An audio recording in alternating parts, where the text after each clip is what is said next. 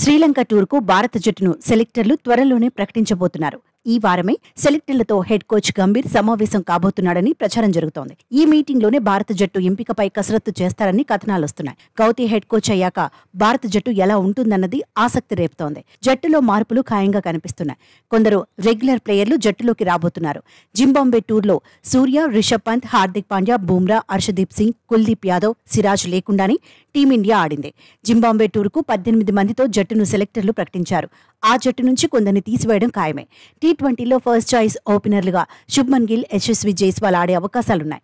Abhishek Sharma backup ఓపెనర్గా ఉంటాడనే వాదన వినిపిస్తోంది. రుతురాజ్ గైక్వాడ్కు ఛాన్స్ దొరక్కపోవచ్చు. హార్దిక్ పాండ్యా కెప్టెన్గా, సూర్యకుమార్ యాదవ్ వైస్ కెప్టెన్గా బరిలో దిగుతారనే అంచనాలున్నాయి. అక్షర్ ఎంట్రీతో మిడిల్ ఆర్డర్కు డిఫరెంట్ లుక్ రాబోతోంది. సంజుకు అవకాశం దొరకచ్చు. దూబే, రింకు సింగ్ మధ్య పోటీ కనిపిస్తోంది. రియాన్ పరాగ్, సాయి సుదర్శన్ కు చోటు లేనట్టే అని ఎక్స్పర్ట్స్ చెబుతున్నారు. గాయాల నుంచి రికవరీ అయ్యాక పంత్ నాన్ స్టాప్ క్రికెట్ ఆడుతున్నాడు. బంగ్లాదేశ్తో టెస్ట్ సిరీస్ ను దృష్టిలో పెట్టుకుని రిషబ్ కు రెస్ట్ ఇచ్చే ఛాన్స్ ఉంది. అదే జరిగితే బ్యాకప్ వికెట్ కీపర్ గా జురేల్, జితేష్ శర్మలో ఒకరు ఉండొచ్చు. అక్షర్ పటేల్, కుల్దీప్ యాదవ్, రవి బిష్నోయ్ ఫ్రంట్ లైన్ స్పిన్నర్లు అనడంలో డౌట్ లేదు. వాషింగ్టన్ సుందర్ బెంచ్ కే పరిమితమయ్యే అవకాశం కనిపిస్తోంది. హర్షదీప్ కోసం ఖలీల్ అహ్మద్ దారివ్వాల్సిందే.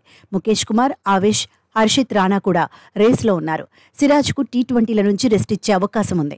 వన్డేల నుంచి రోహిత్ శర్మ, విరాట్ కోహ్లీకి విశ్రాంతి ఇవ్వడం ఖాయమనే కథనాలొస్తున్నాయి.